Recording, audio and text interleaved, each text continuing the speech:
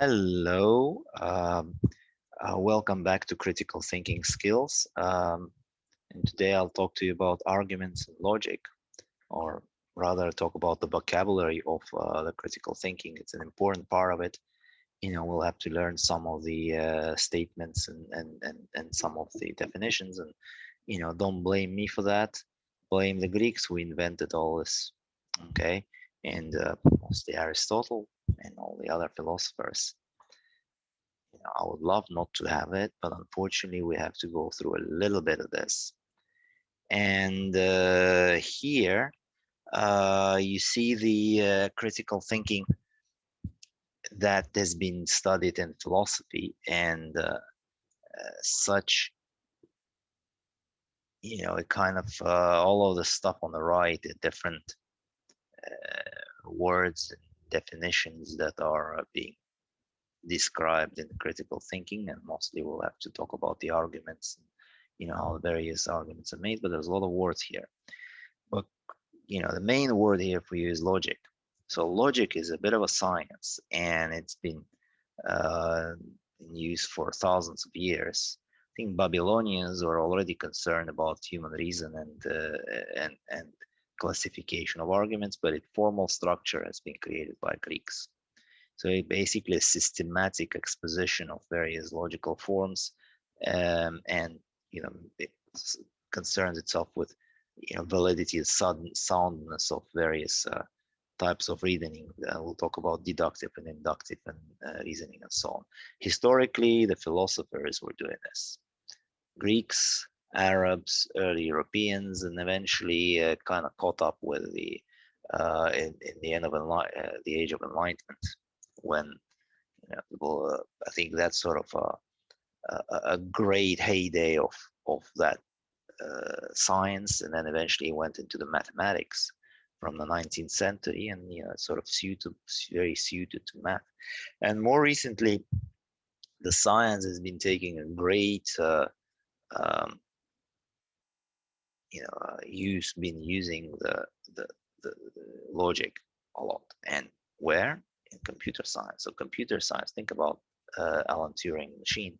And computers are really supreme logicians because they think that way. And right now you started to kind of get it from the mathematical logic and then expand it into the um, cognitive science, and kind of expanding even more into more woolly subjects, and eventually computers will do a lot.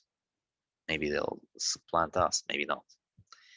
Um, but here is where we have to kind of say, well, maybe the one of the things for us is to try to think clearly and try to analyze and form judgments based on a rational and unbiased analysis.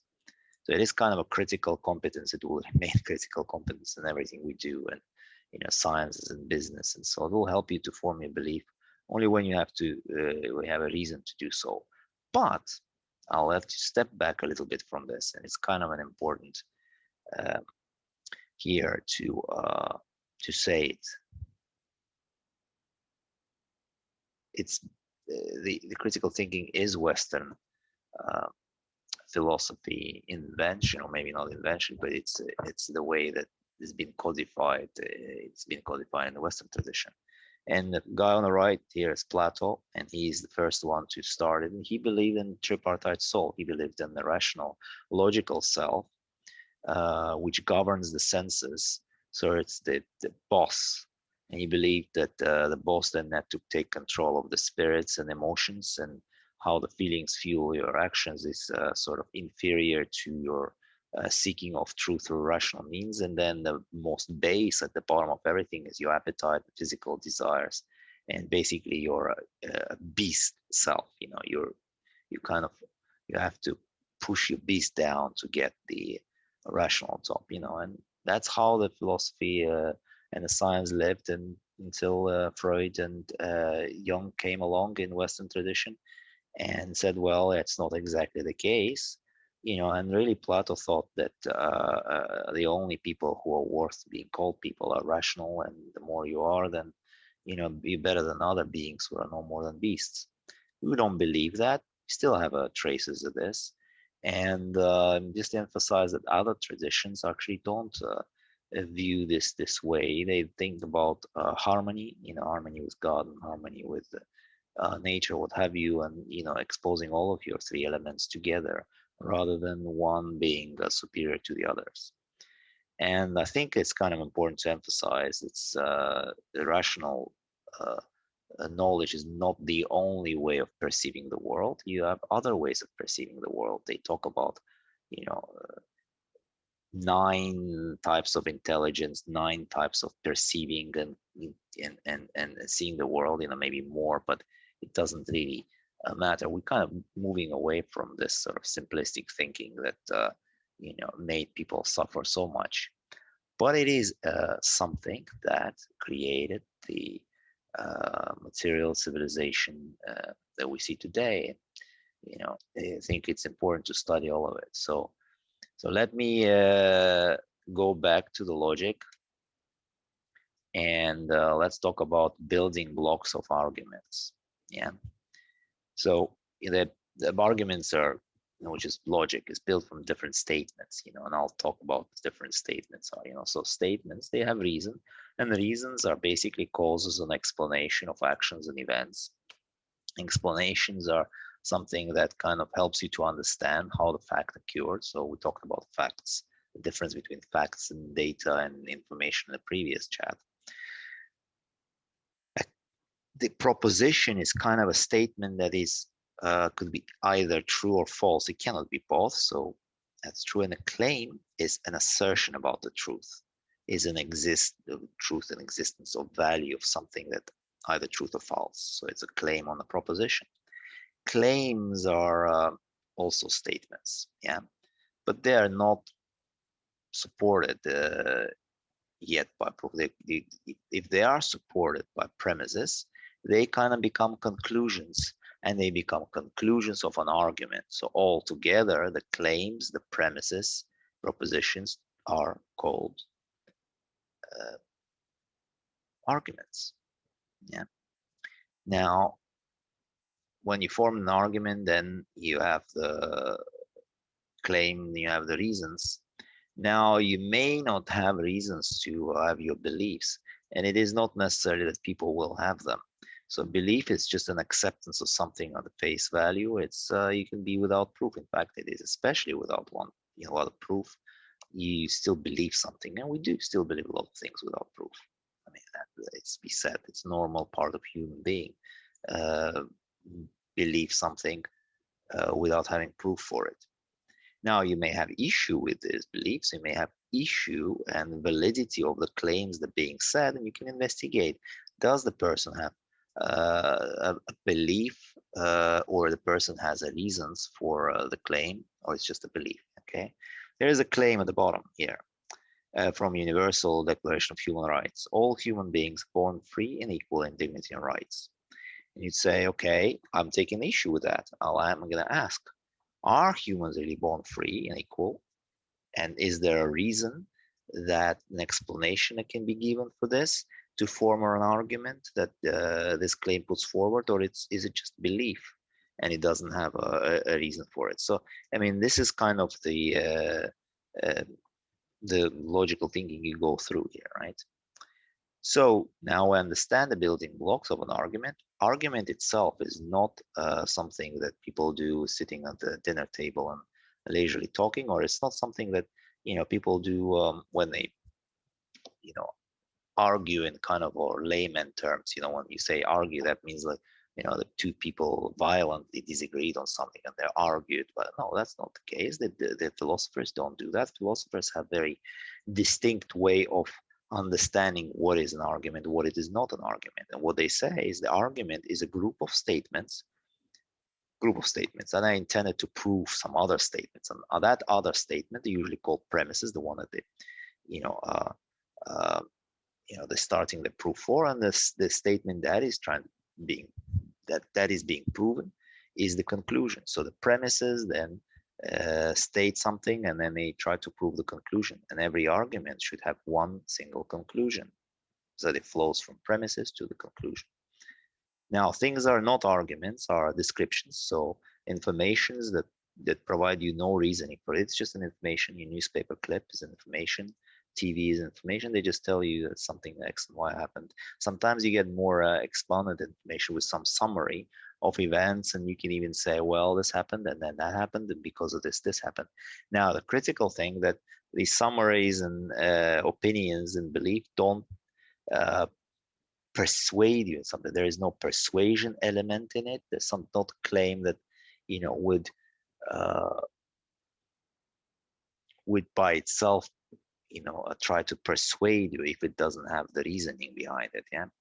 And sometimes people just state their opinions and beliefs. Yeah, and then there's no backing for it, so that's not an argument. Okay. So what kind of argument exists? And there's a sea of different types. I mean, can't really get through, and we'll talk about this later, but the critical one, the one that has been created earliest by created or codified by Greeks, is the deductive argument. And then we'll talk about the inductive ones later on. There's another one in the family. So when I talked about deduction in the past, when I thought about deduction in the past, without kind of understanding the logic, I thought deduction is something that Sherlock Holmes does. The famous detective from Baker Street. But he wasn't, in fact, engaged in the deduction. It was called deduction, but I think the author was wrong. Deduction was something that Aristotle has done. So Aristotle invented the deduction, a famous Greek philosopher. And the deduction is something that basically flows from the general to local, from a theory. You will seek the confirmation of observation using that theory. Yeah? And in terms of the argumentation, you would be creating the premises which are general. Also, the one important part of the deductive argumentation is that the conclusion directly flows from the premises. And it's the only type of logic that has 100% proof. So the other old man that in Greek philosophy, the sort of the beginner of all things Greek philosophy, is about Socrates. And Socrates, who was going around Athens and debating and using his Socratic method to engage people in debate and do these kinds of syllogisms. So Aristotle used one of them, and we still use this in the past in all these logic classes. So very simple. Premise one: all men are mortal. Premise two: Socrates is a man. He is a human being, okay, and therefore Socrates is mortal. Is it true? Probably, but it doesn't really matter, because the argument here will be valid, because if the premises are true, that will only logically follow from that the conclusion will be true, and there's no other way for conclusion not to be true. So it's great. It's great for sort of mathematical reasoning, but unfortunately, a lot of the things that the deduction can um, prove are kind of obvious things, or just rearrangements of the information that's there. But the induction, on the other hand, is a little bit different. So induction actually forms a theory from the observation. So it combines, okay, I get the observation, and you form judgment based on that. And you'd say, okay, the good statement here, okay, the coin I pulled from the bag is a penny. Here's an observation for you. It's a premise number one. In this case, the only premise here. And then you can form a theory, and the form theory will say, therefore, all coins in the bag are pennies. Whether this is a strong argument or a weak argument will entirely depends on the quality of the premise or the probability. So the induction really deals with the probability. The only way for certain you will know that all the pennies in the bag are all the pennies in the bag are pennies, and um, uh, no other coins, is to take all of the coins out of the bag. Okay, and so it's got its flaws, but that's sort of a different type of reasoning to the deduction. So it doesn't give you 100% answer. Now, Say when Sherlock Holmes was making his deduction, in fact, he was engaging in inductive, not deductive reasoning, because he was collecting observations. But was he engaged in inductive reasoning? Or maybe it's a little bit more complex. Let's think. I'll restate it again. So the deductive reasoning falls from general principle to special case.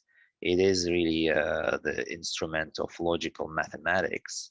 It's sort of best suited to that, and it starts from the theory and it seeks confirmation to the theory. But it kind of describes the obvious truth in a way. It's sort of a rearrangement of the facts.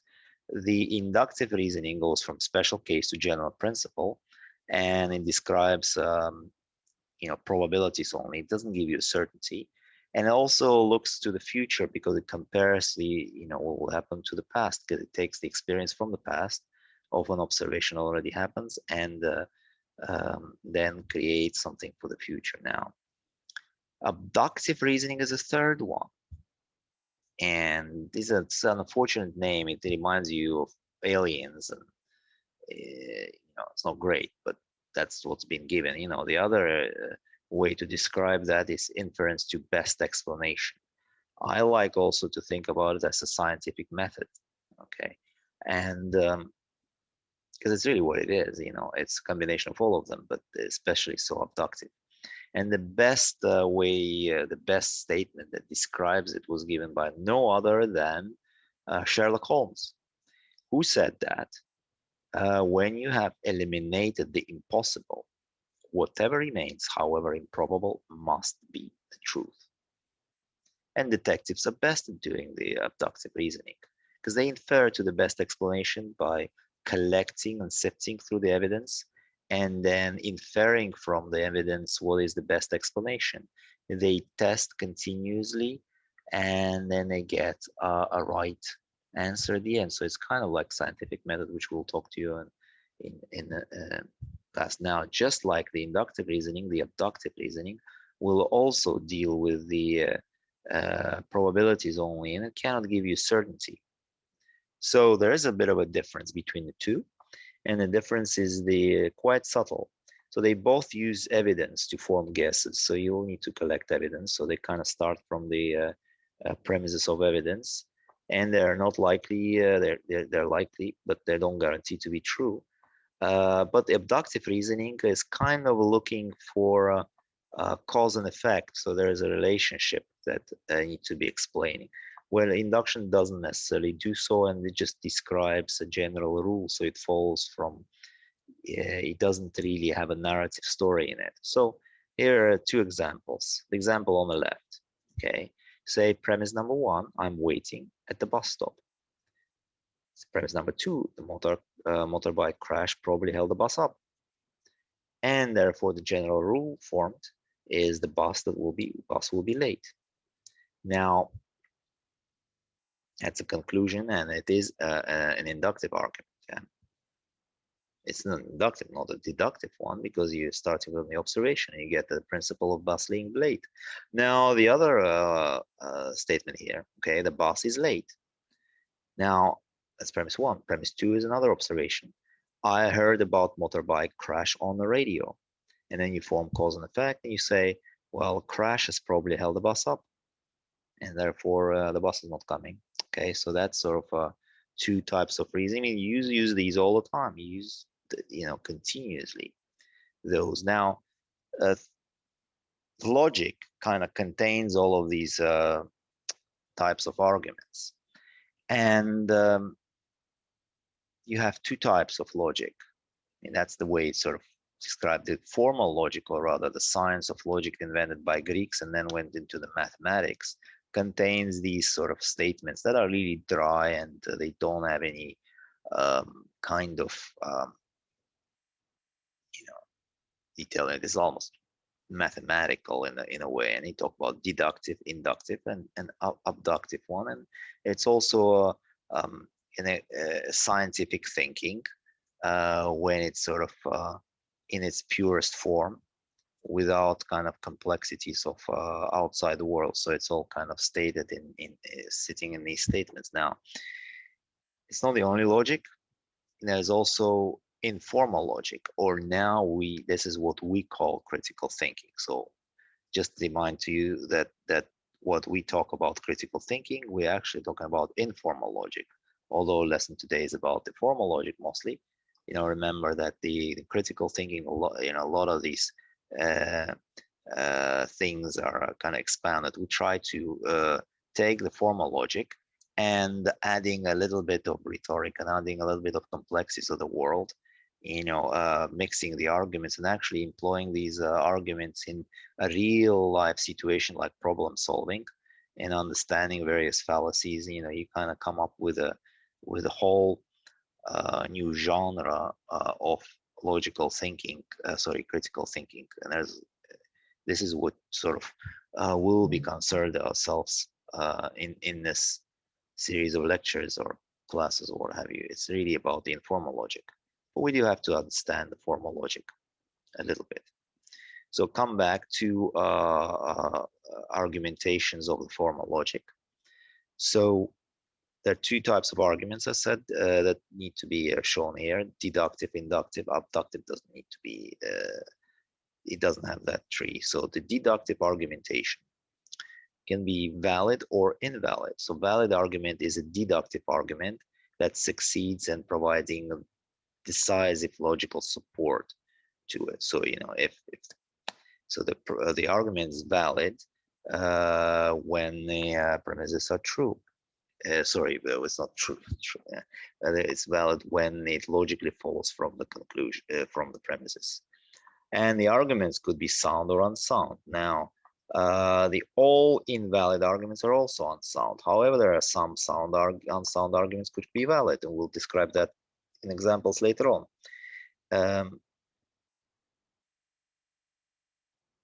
Inductive arguments, however, are called strong or weak. And they're also called cogent and uncogent. And all the weak arguments are essentially uncogent. The strongness, the weakness of the argument is really about its probabilities. And we'll talk about that, yeah. And the argument must be a strong argument and must have true premises and true conclusion to call it both strong and cogent. So let's describe what are these arguments in more detail. Yeah. So invalid argument, and we're talking about the deductive argumentation, is an argument in which premises do not provide conclusive reasons or conclusions. So they really don't, and the conclusion doesn't follow from the premises. The unsound argument is either invalid argument or a valid argument with some false premise or one false premise. So in a non-deductive world, they talk about weakness. So a weak argument is a non-deductive one that fails to provide support to the conclusion. And the uncogent argument is either a weak argument or has one false premise. So in that case, kind of both the uncogent argumentation and unsound argumentation is something about the premises being false. Okay. Whereas the invalidness of the argumentation is about validity. Sorry, not validity of argumentation, is about the formal structure of the argument. So let's look at some examples here, the deductive world, yeah? So there is a valid argumentation here, but I'll show you why it is not unnecessarily sound. So if there is a purple elephant in the hall, then I am a flying pony. Now there is a purple elephant in the hall, and therefore the conclusion would be I'm a flying pony. Now that's nonsensical, but it is entirely valid, because you'd say from X follows Y and then therefore Z, and I'm a flying pony. But I'm not a flying pony. And more than that, I don't know if the premises are also anyway true, and so that could be unsound. Okay, we can investigate that. But the second argument is a little bit interesting. So in the face of it looks good. You throw dice, either it lands on 6 or it doesn't. So follows the conclusion, the dice has 50% of landing on 6. However, think about it. The dice has 6 sides. Because the dice has 6 sides, it doesn't have 50% chance of landing on 6. So therefore, it doesn't logically follow. That conclusion doesn't logically follow from the premises. Because you have other ways of landing at 50, more than 50, it's going to be 1/6 really. So that doesn't work. The other one is also instructive. Say, premise 1, some fish are poisonous. Now, if you eat poisonous fish, you may die. And then the conclusion is the only way to avoid dying is to always have an antidote. But it's plainly wrong. And in that case, it is invalid because, yes, some fish are sometimes poisonous. And if you eat poisonous fish, you may die, although you may not die. But actually, what's most important that the conclusion doesn't follow from that, because there are other ways of avoiding dying. First is probably not eating the poisonous fish, or going to the hospital and so on. So, it is an invalid argument. Okay, look at the unsoundness of the argument. Yeah, it is interesting here. It's a good example. So, say cows are insects. Insects are mammals. So cows are mammals. Now you would say, yeah, conclusion is right. Yeah, conclusion may be right. So is okay, but the premises are not true. And because the premises aren't true, the argument is unsound. Now there is a sound argument here. If you restructure it this way, cows are mammals, insects are not mammals. Now Dolly is a cow and she's a mammal.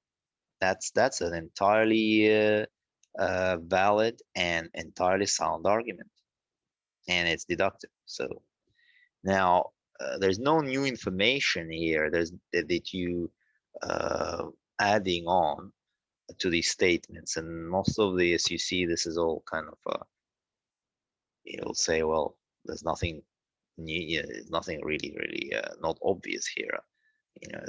Now the inductive argumentation does depend on some information. Most importantly, it depends on probability. So here is an example, and it kind of entirely depends on the prior of your knowledge. So it will run like this. If there's a rain, I'll take an umbrella. Now there's a chance of rain, which is 90%. Therefore, I will take the umbrella with me today. So you would infer, okay, that there's a rain, you'll take an umbrella. Now it's a chance of rain is 90%, yeah. So it's a probability, and probability is pretty high. So I think you're justified in taking an umbrella with you today. But the question is, it is more likely. What is more likely than what? Maybe you thought before that the chance of rain was 100%, and you take an umbrella, and that 90% you decide not to take an umbrella. It's not clear from this argument. So even that strong argument wouldn't really be absolutely 100% strong. Now there's a really example. I mean, it is stronger than the next argument. You say, if you want to reduce your chances of getting ill, you must eat broccoli. Now, I don't want to get ill, so I eat broccoli. And you'd say, well, great, but what is the wrong with that? Well, there are many other ways of not getting ill eating broccoli. I mean, there is a great chance that if you want to reduce your chances of getting ill, you don't have to eat broccoli. You don't have to do anything at all. I mean, who knows? You'll have to go and do sports, and there's no really a relationship with it. So it is quite a weak argument. Maybe somebody will be persuaded, but the probability of the link between the broccoli and getting ill is not really high. So it is a weak argument. Now let's talk about the cogency when, say you have both strong and true argument here, strong and cogent. So most people in Azerbaijan eat pahlava on Nowruz. Now Baku is a capital city of Azerbaijan. Now you'd say a randomly selected person in Baku will most likely eat pahlava on Nowruz. That is very, a reasonably strong argument, and it's a cogent argument because the premises are also kind of lead to the conclusion and they make sense. However, then you could say, okay, even with that one, it's not really entirely clear. Maybe You will select randomly somebody from there who will not eat baklava. He just doesn't like baklava, or maybe somebody who's outside Azerbaijan. So it doesn't really give you 100% certainty. It just gives you a probability. Now, back to the word here in the uncogent argument is the one that is weak, which is set or has one or more false premises. So if the false premises exist, then you would say the argument is uncogent.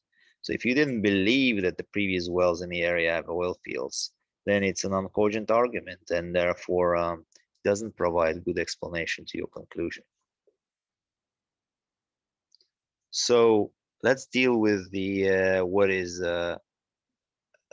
not argument again. So what is not an argument?